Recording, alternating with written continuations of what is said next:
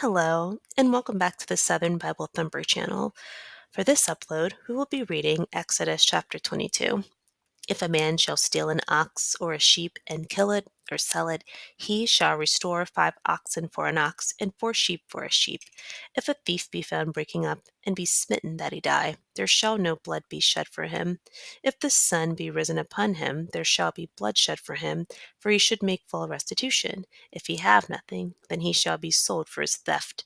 If the theft be certainly found in his hand alive, whether it be ox or ass or sheep, he shall restore double.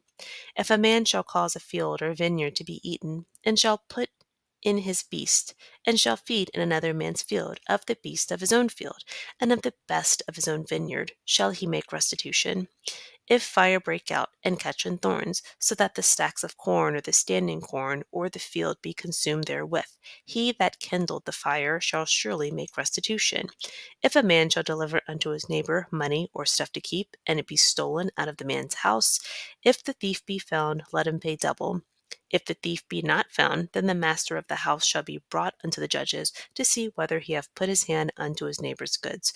For all manner of trespass, whether it be for ox, for ass, for sheep, for raiment, or for any matter of lost thing which another challengeth to be his, the cause of both parties shall come before the judges, and whom the judges shall condemn, he shall pay double unto his neighbor. If a man deliver unto his neighbor an ass or an ox or a sheep or any beast to keep, and it die, or be hurt, or driven away, no man seeing it, then shall an oath of the Lord be between them both, that he hath not put his hand unto his neighbor's goods, and the owner of it shall accept thereof, and he shall not make it good. And if it be stolen from him, he shall make restitution unto the owner thereof. If it be torn in pieces, then let him bring it for witness, and he shall not make good that which was torn. And if a man borrow aught of his neighbor, and it be hurt or die, the owner thereof being not with it, he shall surely make it good. But if the owner thereof be with it, he shall not make it good.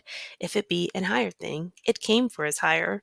And if a man entice a maid that is not betrothed, and lie with her, he shall surely endow her to be his wife. If her father utterly refuse to give her unto him, he shall pay money according to the dowry of virgins. Thou shalt not suffer a witch to live. Whosoever lieth with the beast shall surely be put to death. He that sacrificeth unto any god, save unto the Lord only, he shall be utterly destroyed. Thou shalt neither vex a stranger, nor oppress him, for ye were strangers in the land of Egypt. Ye shall not afflict any widow or fatherless child. If thou afflict them in any wise, and they cry at all unto me, I will surely hear their cry. And my wrath shall wax hot, and I will kill you with the sword, and your wives shall be widows, and your children fatherless. If thou lend money to any of my people that is poor by thee, thou shalt not be to him as an usurer, neither shalt thou lie upon him usury.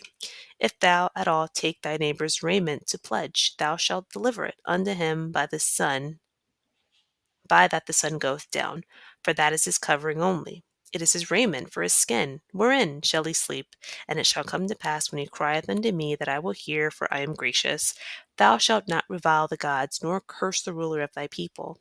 Thou shalt not delay to offer the first of thy ripe fruits, and of thy liquors, the firstborn of thy sons shalt thou give unto me. Likewise shalt thou do with thine oxen and with thy sheep. 7 days it shall be with this dam. Oh, on the 8th day. Oh, my cursor was on it, not. Likewise shalt thou do with thine oxen and with thy sheep. 7 days it shall be with this dam. On the 8th day thou shalt give it me. And ye shall be holy men unto me, neither shall ye eat any flesh that is torn of beasts in the field, ye shall cast it to the dogs. Summarizing Exodus chapter 22, this is a continuation of the code of conduct started in Genesis chapter 20. In Genesis chapter 18, we read that Moses was the only judge for all of the Israelites. They would stand in a long line, and they would all present their cases to Moses. His father-in-law saw that this was going to be a hard thing to do. He gave him some advice to enact division of labor, where there were other trustworthy men that could help provide judgments and resolutions for disputes among the Israelites.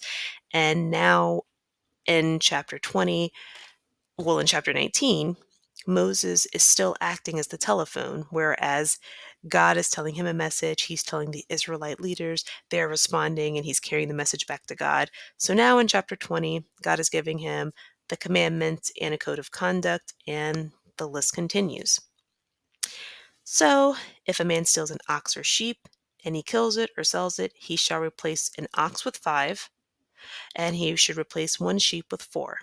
If a thief is killed during an attempted robbery at night, the defender won't be found guilty, but if it happens after sunrise, the killer is guilty of bloodshed.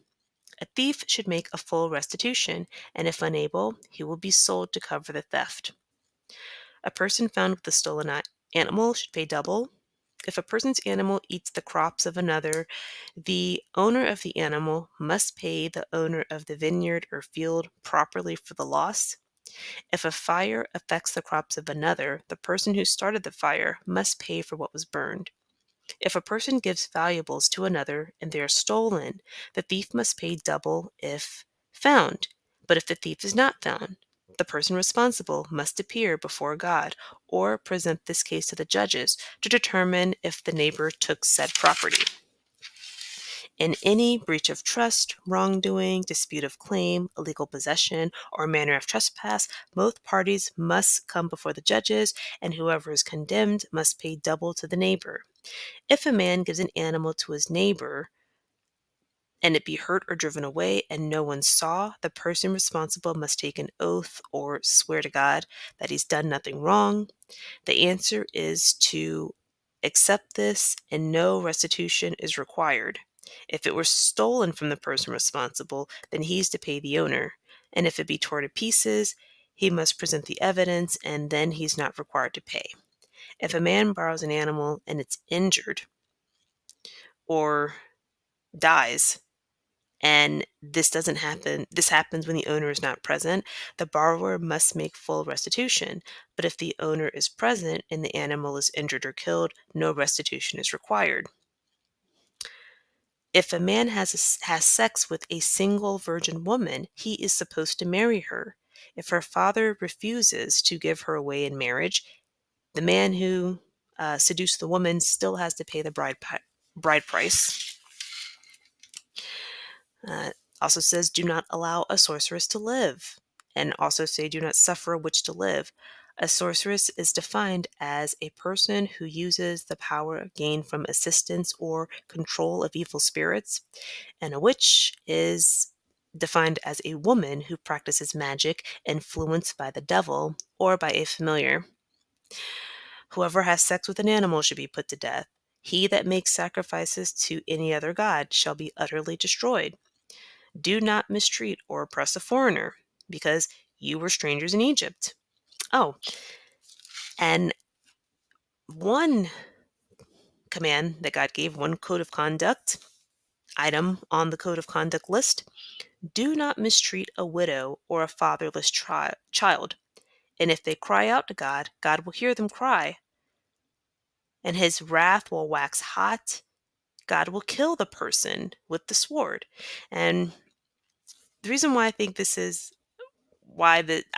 directed to men is because it says here, your wives will become widows and your children fatherless.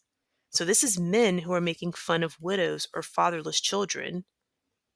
That's widows, single mothers. Men who are making fun of single mothers, you'll invoke this God's wrath. And we look up the term widow just to, just to see what this means. A widow is a woman who has lost her partner by death and usually has not remarried. That's one. A widow is also considered a woman whose spouse or partner leaves her alone and ignores her for long periods to engage in a usually specified activity. So some examples given are a video game widow or a golf widow.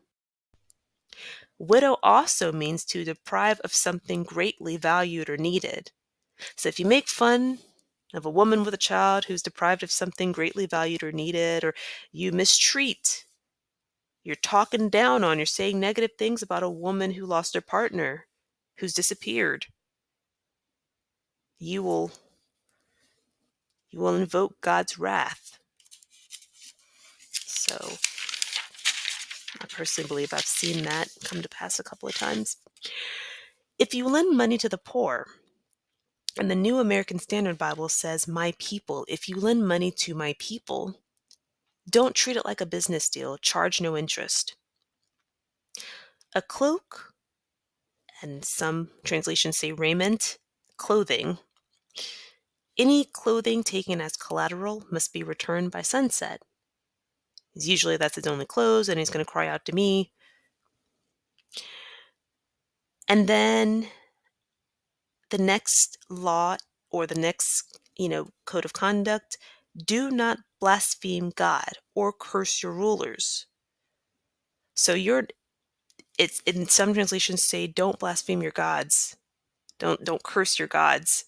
And what they're saying is, don't speak of God without respect. Also, don't curse or have no respect for a ruler of your people. So your management, your pastor, your president, any member of Congress, any of your leaders, you're not supposed to be talking negative about them if you're Christian. You're not supposed to blaspheme them. You're supposed to have respect for these people. Because you have to understand, people that are in leadership positions, they have to not only do things that make you comfortable or that you think are right, they have to be diplomatic for everyone. A leader has to be everyone's leader.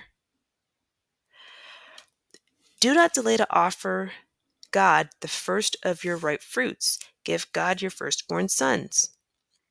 Give God your firstborn oxen and sheep on the seventh day.